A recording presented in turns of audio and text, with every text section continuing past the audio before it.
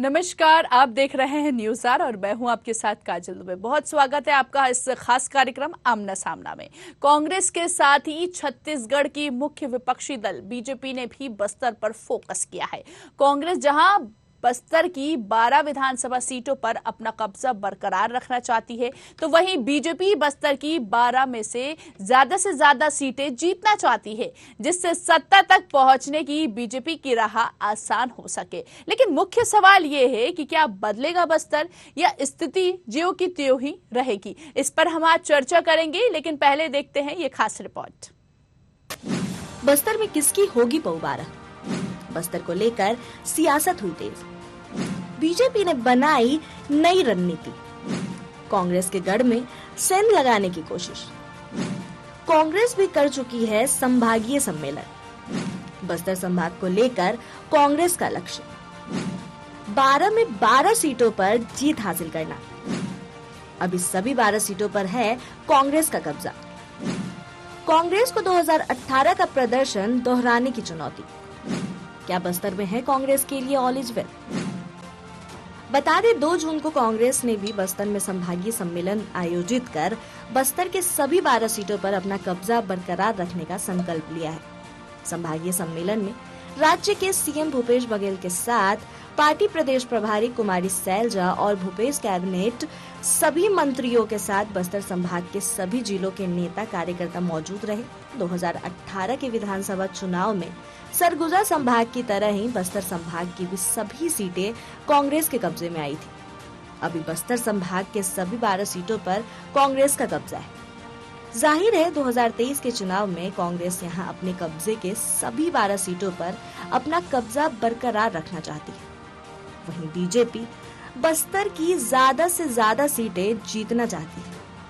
हालांकि कांग्रेस पार्टी का कहना है कि बस्तर में बीजेपी के मंसूबे कामयाब नहीं होंगे, क्योंकि बस्तर को बदहाल करने का काम बीजेपी ने ही किया था। देखिए, बस्तर सहित प्रदेश की सारी आदिवासी जनता ने भारतीय जनता पार्टी को नकार दिया था। उसका एक बड़ा कारण यह था कि 15 साल तक बस्तर के सरगुजा के आदिवासियों के संवैधानिक अधिकारों का भारतीय जनता पार्टी शोषण करती है। उनके मूलभूत अधिकारों का शोषण करती है। उनके रोटी कपड़ा मकान जैसे मूलभूत अधिकारों से उनको वंचित करती है। उनके संवैधानिक अधिकारों को दरकिनार करके उन्हें जेल के सलाखों के पीछे ठूस दिया गया। कांग्रेस की सरकार आने के बाद बस्तर के आदिवासियों के मूलभूत संवैधानिक अधिकारों का फिर से बहाल किया गया।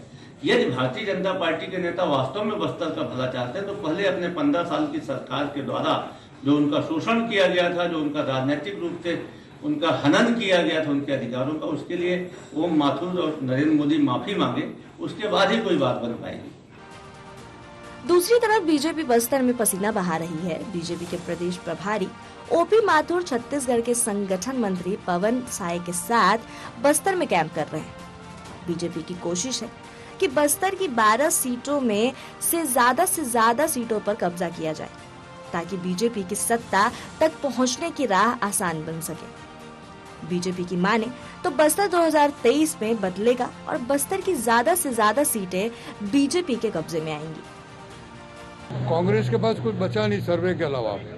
भारतीय जनता पार्टी अपने कार्यकर्ताओं के आधार पर सर्वा करती है और भारतीय जनता पार्टी कार्यकर्ताओं की पार्टी है, इसलिए भारतीय जनता पार्टी निश्चित रूप से जो भी करना है केंद्र करता है, लेकिन हम इस तरह के कोई मिले, हम काम के भरोसे आगे बढ़ रहे हैं। भूपेश जी जब गए थे 6-8 महीना पहले की घटना है, वहां पर कुछ नागरिकों ने विरोध किया कुछ विषय को लेकर। इनको तुरंत कार्यक्रम छोड़ करके पलायन करना पड़ा। तो अगर बस्तर में आक्रोश नहीं रहता तो विरोध कैसे होता सामने? बस्तर के लोगों में इस सरकार को लेकर के, मुख्यमंत्री जी को लेकर के आक्रोश है। और बस्तर में रही बात, कोंडागांव के विधायक जो मोहन मरकाम जी हैं, जो प्रदेश कांग्रेस कमेटी के अध्यक्ष हैं, उन्होंने खुद बस्तर में जो डीएमएफ में घोटाला हो रहा है उसका मामला विधानसभा में उठाया। प्रदेश कांग्रेस कमेटी के अध्यक्ष ने कहा कि भ्रष्टाचार हो रहा है, तो और किसी प्रमाण की आवश्यकता है क्या? अनुपम प्राकृतिक सौंदर्य से परिपूर्ण बस्तर की जनता अभी चुप है, लेकिन वहां का सर्व आदिवासी समाज ने चुनाव मैदान में उतरने का ऐलान कर दिया है। सर्व आदिवासी समाज चुनाव मैदान में उतरता है तो बस्तर के चुनावी समीकरण बदलेंगे, क्योंकि बस्तर में सर्व आदिवासी समाज की गहरी पैठ है। ऐसी स्थिति में दोनों ही मुख्य राजनीति दलों के लिए बस्तर के रास्ते सत्ता तक पहुंचने का मंसूबा कहीं अधूरा न रह जाए। Sanjay Shekhar, news R, Raipur. चलिए, तो आज इसी मुद्दे पर ज्यादा बातचीत के लिए हमारे साथ हमारे खास मेहमान जुड़ चुके हैं। महेश कश्यप, जो कि बीजेपी प्रवक्ता है। सर, बहुत बहुत स्वागत है आपका। साथ ही साथ ऋषभ चंद्राकर, कांग्रेस प्रवक्ता है। सर, आपका भी बहुत बहुत स्वागत है। और इसी के साथ ही नारायण शर्मा, जो कि वरिष्ठ पत्रकार है। सर, आपका भी, आप तीनों मेहमानों का बहुत बहुत स्वागत है न्यूज़ आर पे। सबसे पहले मैं ऋषभ चंद्राकर आपके पास आना चाहूंगी। सर, जैसे कि देखते हैं, बस्तर कहा जाता है, कांग्रेस का गढ़ कहा जाता है बस्तर को, तो गढ़ बचाने की रणनीति आपकी क्या होगी? क्योंकि कहा जा रहा है कि आपका जो गढ़ है वो कहीं ना कहीं धंसता हुआ नजर आ रहा है। हालांकि भूपेश बघेल की जो योजनाएं हैं, बस्तर के जनता को कहीं ना कहीं लाभ मिल रहा है उस योजना से, तो किस तरह इसको देखें हम? बस्तर अभी कांग्रेस का गढ़ तो कांग्रेस कर रही है।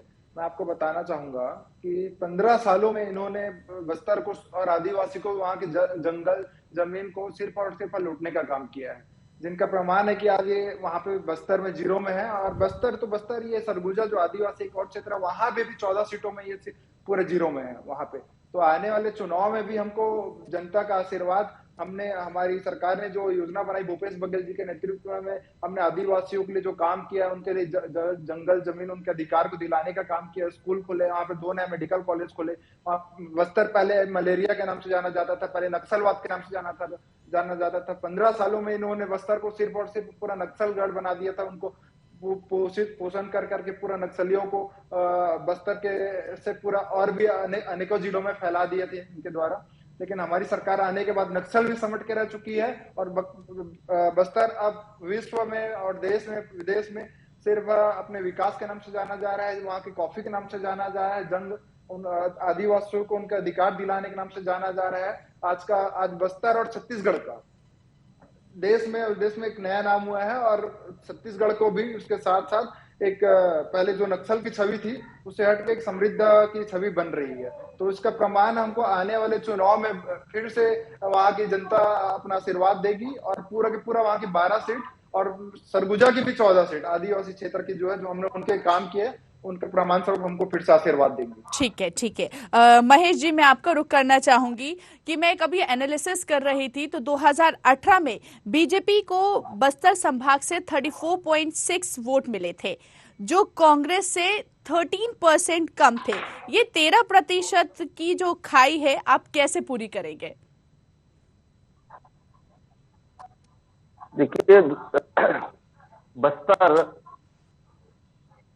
खासकर बस्तर जिला आदिवासी बहुल क्षेत्र है, और आदिवासी समाज के लोग, जनजाति समाज के लोग को कांग्रेस के लोग आजाद भारत के 1947 से लेकर अभी तक इस देश में 60 वर्ष शासन, इनके लोग जनजाति समाज को छुटिया बना के एक प्रकार से उनको वोट बैंक बना करके रखे, और उनके विकास का तो बात छोड़ दीजिए, उनको एक प्रकार से वोट बैंक का एटीएम बना के रखे। लेकिन जब 2001 में सरदार अटल बिहारी वाजपेयी जी के नेतृत्व में केंद्र सरकार के द्वारा छत्तीसगढ़ का गठन हुआ, उसके बाद 2003 में भारतीय जनता पार्टी का सरकार उनके नेतृत्व में बना जी। उसके बाद लगातार बस्तर के जनता भारतीय जनता पार्टी के ऊपर भरोसा, और लगातार बस्तर से लेकर छत्तीसगढ़ में 3 बार भारतीय जनता पार्टी का सरकार रहा। लेकिन दुर्भाग्यवश 2018 में, क्योंकि कांग्रेस छल, जो इनका जो षड्यंत्र का राजनीति है, जाति समाज के लोग, आदिवासी समाज के लोग उनके जो बहकाव में आ गए, और जो लोभ लुभाने वादे किए, उस वादे में फंस के दोबारा कांग्रेस की ओर चले गए, और कांग्रेस को कुछ वोट दिए, जिसके कारण कांग्रेस को आदिवासी का वोट बैंक का अधिकार है। आदिवासी को अधिकार, ये भूल जाए, क्योंकि आदिवासी समाज एक बार धोखा जरूर खाए। जिस प्रकार से आदिवासी समाज बोला बाला समाज है, भगवान की तरह, भगवान शंकर धोखे से भस्मासुर को भी वरदान दिया था, लेकिन भस्मासुर ने जब शंकर को भस्म करने का कोशिश किया, तो भगवान ने उसको आईना दिखाया शंकर जी ने, और भस्मासुर भस्म हो गया। ठीक उसी प्रकार अब बस्तर के जनता कांग्रेस को आईना दिखा करके उसको भस्म करेंगी, और इनका जो षड्यंत्र कदम राजनीति जो है ठीक है, ठीक है, ठीक है, बिल्कुल। ऋषभ जी, आपके पास भी मैं आऊंगी, लेकिन एक प्रश्न हम कर ले नारायण शर्मा जी से। जी नारायण जी, बस्तर को सत्ता की चाबी कहा जाता है, तो ये इस बार ये सत्ता की चाबी आखिर किसको मिलने वाली है, क्या लगता है? इस समय बस्तर की स्थिति बहुत कठिन है। दोनों ही पार्टियां संघर्षरत हैं और दोनों ही पार्टियों का अपना अपना वोट बैंक है जी। एक सबसे बड़ा जो संकट है वो ये है कि पिछली बार जब 2018 में भाजपा हारी थी जी। उसकी एक मूल वजह थी कि कार्यकर्ता बहुत असंतुष्ट था मंत्रियों से, विधायकों से। वही स्थिति लगभग इस समय कांग्रेस की है। इस समय कांग्रेस के नेताओं से, मंत्रियों से, विधायकों से कार्यकर्ता बहुत असंतुष्ट है क्योंकि उसको कुछ नहीं मिल रहा है और यही एक वजह होगी जो कांग्रेस को परेशान करेगी, कांग्रेस को नुकसान पहुंचाएगी जी। बीजेपी का कार्यकर्ता इस समय जो दिखाई दे रहा है वो कार्य कर रहा है फील्ड में। और दूसरा कारण ये बनेगा, सर्व आदिवासी समाज जो है वो आदिवासी वोट बैंक को बिखेरेगा। और एक कारण बनेगा, अभी जो नई पार्टियां कुछ आ रही हैं जैसे आम आदमी पार्टी है, आम आदमी पार्टी भी वोट काटेगी तो जाके कांग्रेस का ही काटेगी। सबसे बड़ा संकट होगा, निर्दलीय उम्मीदवार कांग्रेस के बहुत खड़े हो सकते हैं। ठीक है। क्योंकि सत्ता में असंतोष जब होता है तो उसका नुकसान सत्ता वाली पार्टी को ही होता है और असंतुष्ट लोग वहां पे बागी के रूप में खड़े हो जाते हैं। तो अब कांग्रेस पार्टी कितना अपने मैनेजमेंट को ठीक करती है, अपने कार्यकर्ताओं को संभाल के रखती है, उसके ऊपर निर्भर करता है कि वो आगे कितना लाभ उठाएगी। ठीक है। अभी स्थिति नेक टू नेक है जी। ठीक है, बिल्कुल। ऋषभ जी, आप कुछ कहना चाह रहे थे? अभी भाजपा के प्रवक्ता जी बता रहे थे कि आदिवासी बहुत सरल सहज होते हैं। वही आदिवासी सरल सहज जो थे, उन्होंने 15 सालों तक इन्होंने उनको जो लूटा है। 2003 के चुनाव देख लो, 2008 के चुनाव देख लो, चाहे 2013 के चुनाव देख लो जी। हमेशा बस्तर ने कांग्रेस को आशीर्वाद दिया है, कभी भी भाजपा के साथ नहीं की। वहां सर्वाधिक सीट अगर आई है तो हमेशा से कांग्रेस की सीट आई है। और मैं आपको बताना चाहूंगा कि सरल सहज समाज की जिनकी बात कर रहे थे, इन्होंने सिर्फ सरल रहते हुए आदिवासियों का सरल होने का इन्होंने गलत फायदा उठाया, नाजायज फायदा उठाया। वहां पे इन्होंने रमन जी की सरकार रहते हुए 1707 आदिवासी परिवार से 4200 एकड़ जमीन छीनी थी, उसे कांग्रेस सरकार ने लौटाई है। पूर्व रमन सरकार के अत्याचार ने जेल में बंद निर्दोष आदिवासियों को जेल मुक्त कराया है। तेंदुपत्ता का मानक दर 2500 से बढ़ाकर 400 रुपए की प्रति दर बोरा हमारी सरकार ने किया है। 65 वनोपज की समर्थन मूल्य खरीदी हमारी सरकार ने किया, जो ये पहले सिर्फ 4 या 5 खरीदा करते थे। 65 वनोपज मूल्य हमारी सरकार ने खरीदना चालू किया। चरण पादुका के लिए नगद राशि देने का काम हमारी सरकार ने, कांग्रेस की सरकार ने किया। मक्का प्रोसेसिंग प्लांट बस्तर में कांग्रेस की सरकार ने लगाई है। 24,827 व्यक्तिगत 20,000 अधिक संसाधन पट्टे वितरित किए गए हैं। लेकिन ऋषभ जी, आप जैसे आप बता रहे हैं कि इतना कार्य हुआ है, इतनी योजनाओं का लाभ मिला है, लेकिन वहीं बीजेपी तो ये बोल रही है कि इन 5 सालों में कांग्रेस ने कोई काम ही नहीं किया है, बस्तर में कोई विकास कार्य नहीं हुआ है।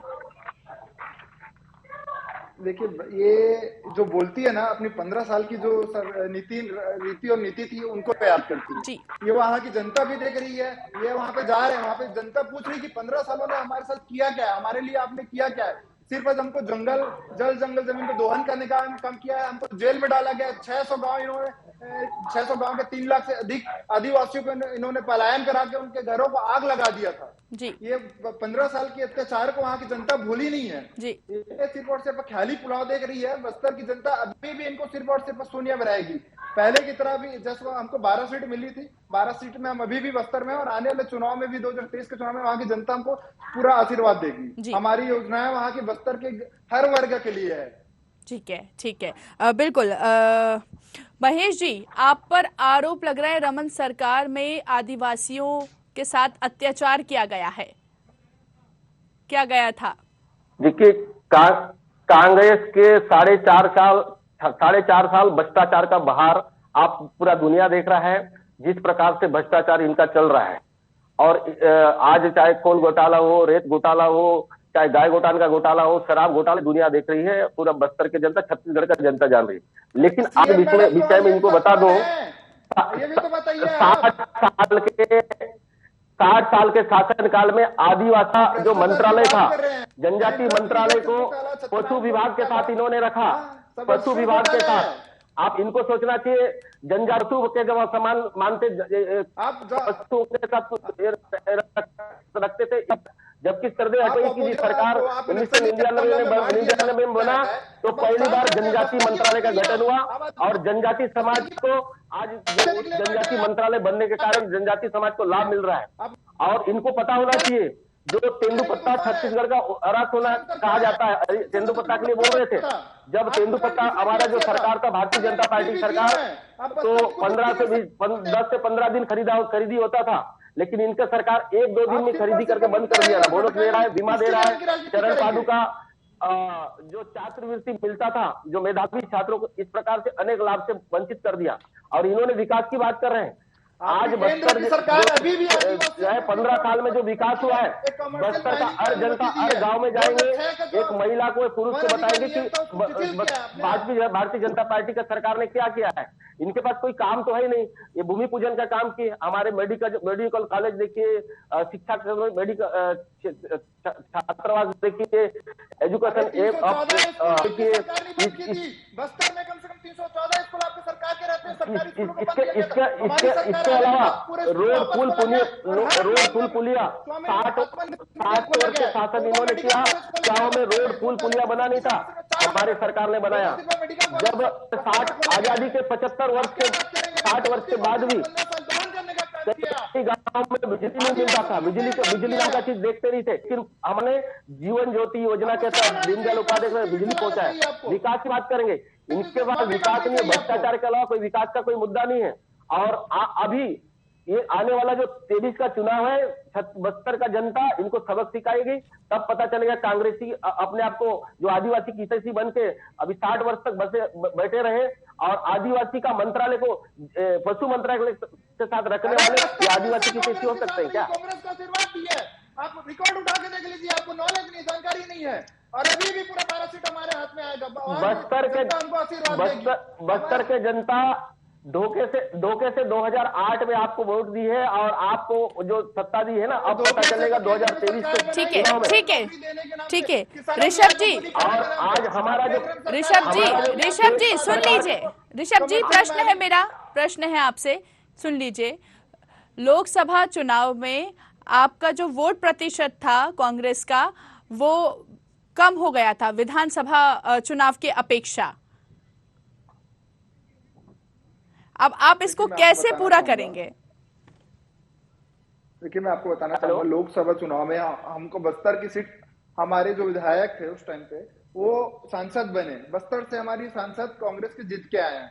बस्तर की जनता अभी भी, वहाँ के आदिवासी हमारे साथ है, तभी हमको वहाँ पे आशीर्वाद दी है। ठीक है, तो ऐसा कोई बात नहीं है कि वोट प्रतिशत कम हुआ है। बस्तर विधानसभा चुनाव का नजरिया अलग होता है, लोकसभा चुनाव का नजरिया अलग होता है। अभी हम विधानसभा चुनाव की बात करेंगे तो पूरा 12 में से 12 सीट हमारे पास बस्तर की जनता आशीर्वाद देने वाली है। ये इसका श्रेय हमारे सिर्फ सीएम भूपेश बघेल जी को जाता है, उनकी योजनाओं को जाता है और वहाँ के एक नेता और कार्यकर्ताओं को जाता है। गंगाजल 36 वादे जो किए थे ना, वो वादे अब आपके 36 वादे गंगाजल लेके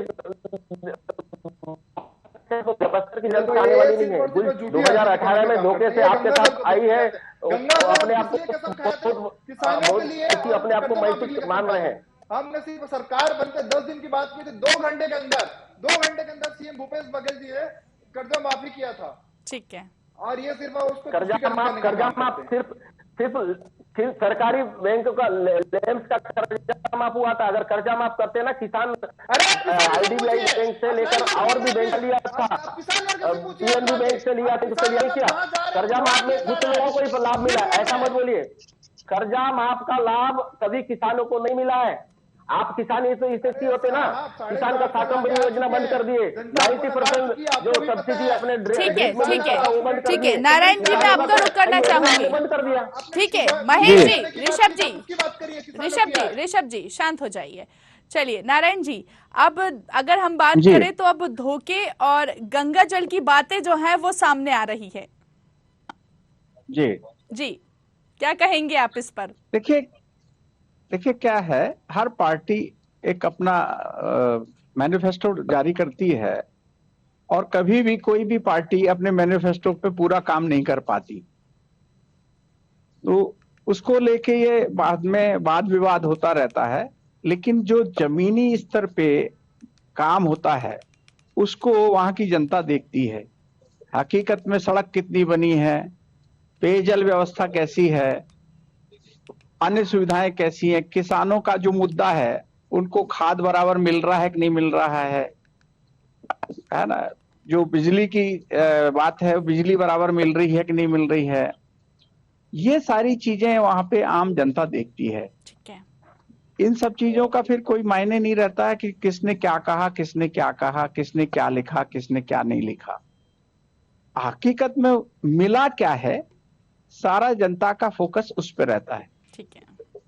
कार्यकर्ताओं का कार्य करने पे मनोबल तब बढ़ता है जब मैनिफेस्टो का जो कार्य है, घोषणा पत्र का जो कार्य पूरा हो जाता है, तो वो कार्यकर्ता थोड़ा सा अपना उत्साही रहता है, और नहीं तो कार्यकर्ता भी अपना मनोबल कमजोर करके बैठ जाता है घर पे।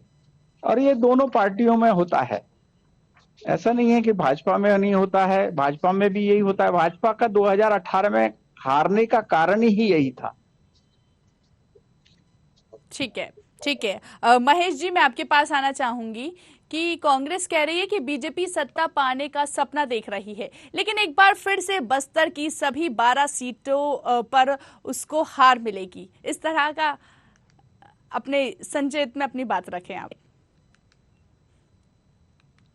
देखिए, बस्तर के जनता अब समझ चुकी है, कांग्रेस का चाल को जान चुकी है, और 2023 का चुनाव में पूरे 12 के 12 सीट भारतीय जनता पार्टी को मिल, जिस प्रकार से कांग्रेस सरकार आने के बानों के साथ, जैसे शर्मा जी बता रहे थे, पिछले 2-3 साल खाद के लिए मारामारी चल रहा था, जब धान खरीदी केंद्र में बारदाना रहा था। इस साल है वो कुछ मुआवजा कर रहा है।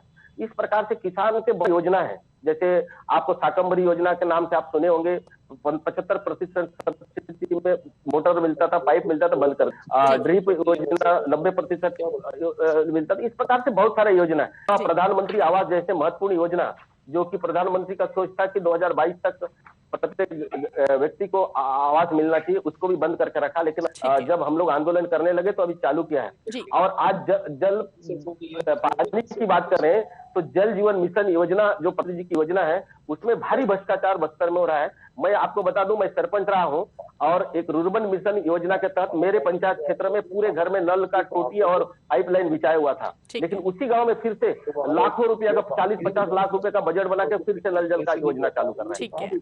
इस प्रकार से ऐसे बहुत सारे फर्क आप देखेंगे आने वाला समय में, आपको खुलासा होगा। स्ट्रीट लाइट के नाम से मात्र 12,000 रुपए का लाइट लगा के 50,000 रुपए का बिल बनाया गया है। हमारे सरपंचों को दबाव बना रहा है, और सरपंचों का काम को, सरपंच का जो काम को कांग्रेसी लोग पूरे काम कर रहे हैं। ठीक है ऋषभ जी, आप पर भ्रष्टाचार के वंचित किया जा रहा है। इस प्रकार से आप देखेंगे भ्रष्टाचार का अनगिनत मामला आपको आने वाला समय में देखने को। ठीक है महेश जी, पूछ लेते हैं, जैसा आप बता रहे हैं महेश जी, पूछ लेते हैं। ऋषभ जी, आपकी सरकार पर भ्रष्टाचार का आरोप लग रहा है, कहा जा रहा है कि सरकार की योजनाओं का लाभ जनता तक नहीं पहुंच रहा है।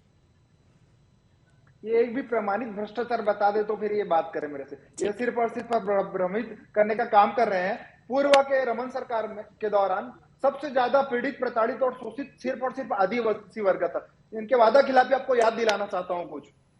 इन्होंने हर आदिवासी परिवार से एक व्यक्ति को सरकारी नौकरी देने का वादा किया था, 10 लीटर दूध देने वाली जर्सी गाय देने का वादा किया था, प्रत्येक गांव में ऐसे एक महिला व एक पुरुष को ग्राम प्रहरी बनाने का वादा किया था। ये वादे कहाँ गए, इनको पूछिए। और इन्होंने एक चीज और बताना चाहता हूँ, केंद्र में की सरकार है, केंद्र की सरकार के जरिए आदिवासियों को शोषण कैसे कर रही है। ये बताया कि वन अधिकार अधिनियम जो 2006 के नियम थे, अधिनियम थे, आदिवासी हितों के प्रावधान के लिए अपने पूंजीपति मित्रों को लाभ पहुंचाने के लिए उस नियम को शिथिल किया गया। 2014 में मोदी सरकार के आने के बाद पहली बार कमर्शियल माइनिंग की अनुमति दी गई, जो आज तक कभी नहीं दी गई। अधिकार पट्टा जो पूर्व सरकार में जो और अधिकार पट्टा दिया गया उसी को सिर्फ पट्टा बदल के आप दे रहे हैं। सिर्फ आदिवासी को दोहन करने का काम किया है। बस्तर वन अधिकार पट्टा, आप वन अधिकार पट्टा की बात कर रहे हैं, वन अधिकार पट्टा की बात कर रहे हैं। मैं स्वयं सरपंच था। वन अधिकार पट्टा जो दिए ना पहले के पूर्व सरकार के तहत हमारे रमन सिंह ने। चलिए ठीक है नारायण जी, आपका रुक करना चाहूंगी। ठीक है नारायण जी जी गठन किया। अविभाजित मध्य प्रदेश के समय जो बस्तर की स्थिति थी, वो अब स्थिति उसकी, अगर स्थिति की अब की बात करें तो अब क्या स्थिति है उसकी? देखिए, अविभाजित मध्य प्रदेश के समय में स्थिति बहुत अच्छी नहीं थी। ठीक है। उसके बाद जोगी जी आए थे, उन्होंने थोड़ा सा वहां पे कुछ काम करने की कोशिश की। भारतीय जनता पार्टी के शासनकाल में वहां पर विकास कार्य तो हुए हैं, उसे कोई नकार नहीं सकता है ना। वहां की सड़कें अच्छी हुई, वहां का, लेकिन बताया ना मैं आपको, कार्यकर्ता उपेक्षित था। इसके कारण 2018 में 15 साल के बाद बीजेपी की सरकार चली गई। लेकिन अभी की स्थिति उतनी बुरी नहीं है बीजेपी की। ठीक है। और कांग्रेस के कार्यकर्ता इस समय कांग्रेस पार्टी के नेताओं से नाराज हैं। ये मैं अपने पर्सनल अनुभव के आधार पर बता रहा हूँ। मैं बस्तर में बहुत घूमा हूँ, बस्तर मैंने बहुत देखा है। बिल्कुल। नारायण जी, आने वाले विधानसभा चुनाव में ऋषभ जी, आप कांग्रेस के प्रवक्ता हैं और आपका पक्ष रखना आपका काम है। मेरे को जो जानकारी एज ए पत्रकार मिलती है, मैं वो बातें बता रहा हूँ। ठीक है। बिल्कुल नारायण जी, जैसे कि हम देख रहे हैं कि विधानसभा चुनाव नजदीक है और आने वाले समय में आप थोड़ा सा ऋषभ जी को बीच में बोलने से थोड़ा रोकेंगे। ठीक है ऋषभ जी, आप थोड़ा मेरा प्रश्न सुन लीजिए। जी नारायण जी, अभी जैसे कि हम देख रहे हैं कि विधानसभा चुनाव नजदीक है, तो आने वाले विधानसभा चुनाव में किस तरह की तस्वीर हमको देखने को मिलेगी? देखिए, आप बस्तर पे चर्चा कर रहे हैं जी। बस्तर में कड़ी टक्कर है ना। और जो कांग्रेस के प्रवक्ता कह रहे हैं कि 12 की 12 सीट हैं, मुझे उम्मीद नहीं है कि 12 की 12 सीटें कांग्रेस जीत पाएगी। ठीक है। और भारतीय जनता पार्टी को भी बहुत मेहनत करने की जरूरत पड़ेगी। ठीक है। कांटे की टक्कर है अभी लगभग 10 सीटों पे तो। ठीक है ना, जो हमारा ऑब्जर्वेशन है लगभग 10 सीटों पर। मैं तो यहां तक सुनता हूं कि जो मोहन मरकाम जी कोंडा गांव में हैं, उनके वही क्षेत्र में उनकी स्थिति ठीक नहीं है, जो प्रदेश अध्यक्ष हैं। वहां के कार्यकर्ताओं का ये कहना है कि इस बार उनका जीतना मुश्किल है। अब आप समझ सकते हैं कि वहां पे क्या स्थिति है। बिल्कुल। चलिए ठीक है, आप तीनों मेहमानों का बहुत बहुत धन्यवाद हमसे बातचीत करने के लिए। तो छत्तीसगढ़ विधानसभा चुनाव में बस्तर की 12 विधानसभा सीटें काफी महत्वपूर्ण मानी जाती है। इन 12 सीटों को पाने के लिए सभी राजनीतिक दल के नेता अपनी एड़ी चोटी लगा देते हैं। अब देखने वाली बात यह होगी कि समय रहते आखिर ये सीटें किसके पाले में जाती है। इस कार्यक्रम में इतना ही। दीजिए आप मुझे इजाजत। अब नमस्कार।